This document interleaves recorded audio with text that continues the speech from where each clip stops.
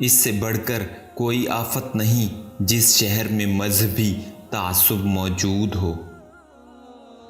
صاحب عقل شخص کو سابقہ معاصی سے توبہ کرنی چاہیے، آخرت کی فکر کرے، باعث نجات بننے والے کام اور اللہ تعالیٰ کے قرب کے باعث امور پر سوچے، امید تھوڑی رکھے اور توبہ جلدی کر لے اور نفس پر قابو رکھے۔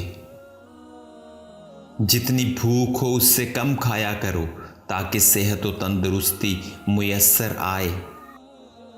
دنیا بے وفا ہے، دنیا کی محبت تمام گناہوں کی جڑ ہے اور اس کی دوستی تمام مصیبتوں کی بنیاد ہے۔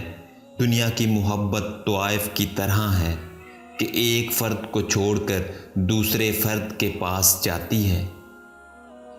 آدمی کی سعادت یہ ہے کہ ملائکہ کی صفت حاصل کرے، کیونکہ وہ ان کے جوہر سے بنا ہے اور اس عالم میں پردیسی کی طرح آیا ہے اور اس کا اصل ٹھکانہ فرشتوں کا مقام ہے۔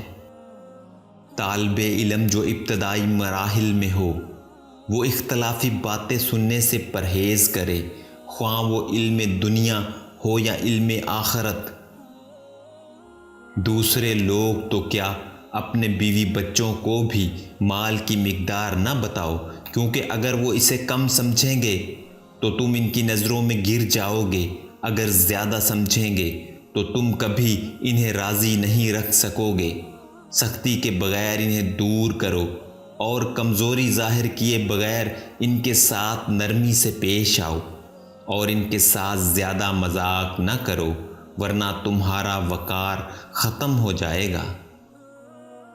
اگر تم نفس کے پابند ہو گئے اور خواہشات و تعلقات میں جکڑے گئے ہو تو یاد رکھو ہر قسم کی ذلت و رسوائی تمہیں اٹھانی پڑے گی۔ اگر تو اس قدر نماز پڑھے کہ تیری پشت زخمی ہو جائے اور اس قدر روزے رکھے کہ جب بدن پہلے کی طرح حلال ہو جائے، تب تک تمہیں یہ کوئی فائدہ نہیں پہنچائے گا جب تک تو مال و حرام سے پرہیز نہ کر لے۔ یاد رکھو شیطان کے آلات شہوات اور کھانے پینے کی کثرت ہیں۔